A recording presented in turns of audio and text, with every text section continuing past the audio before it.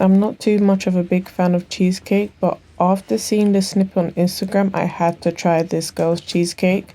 She's called Rue the Food Guru on TikTok and I think on Instagram as well. And yeah, I just had to try this.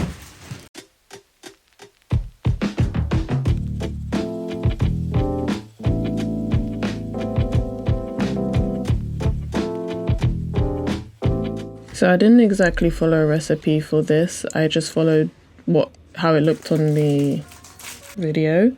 So I just went ahead and grabbed about 16 Biscoff biscuits and just slapped them in the blender until they were completely grinded down. Then I went ahead with about 2 tablespoons of butter, but I would recommend using 1 tablespoon of melted butter, as I believe that I might have put a little bit too much butter in the crust, which you'll see later. So I'll go ahead with 1 tablespoon of melted butter, which you're going to pour inside of your Biscoff mix until it sort of melts together and is solid enough to spread against your pan. So just use a spoon or spatula to spread across the Biscoff base evenly across your dish. No, what is this called? I don't know. So for the next part, we're going to grab about 300 milliliters of double cream and we're going to whisk that until it solidifies itself. It'll be much easier to use a hand whisk or a stand mixer, but I felt lazy enough to not want to wash extra things, so I decided to be lazy enough to whisk it by hand, which takes even longer. Yeah, so you want the consistency to look like this, a bit stiff. Then you're going to go ahead with about 400 grams of cream cheese. You can use full fat or low fat, choice is yours. And then you're just going to combine that with the double cream that you mixed in earlier. It might be a bit of a struggle, so I would recommend using a spatula. For the next part, we're just going to grab a few Biscoff biscuits and crush it down. I'm just using a wooden spoon because we wanted those chunkier bites. Then we're just going to mix that into our cream cheese mixture. Then we're going to go ahead with about 3 tablespoons of powdered sugar. You can mix this to your taste. I went with about 3 tablespoons. Then we're going to go with 2 heaping tablespoons of Biscoff spread. We're not using Biscoff sauce, this is Biscoff spread. Then mix that well together and you can see that the cream cheese is starting to change color. And then we're going to make our sort of Biscoff biscuit wool.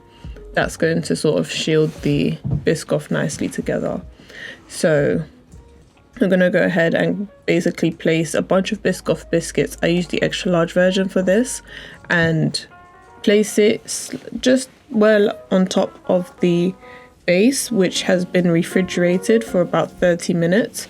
Then we're going to add our cream cheese mixture and spread it across evenly and carefully into our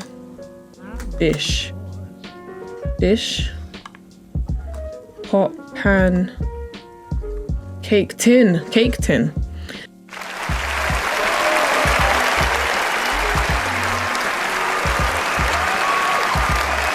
Pour some boiling water into a cup and make sure you add the jar of your Biscoff spread into it, and it will turn it into a nice sauce that you can easily spread around. So I just use a skewer, I added it on top of the cheesecake mix, and then I swiveled it around and added some crushed Biscoff and refrigerated it till the next day.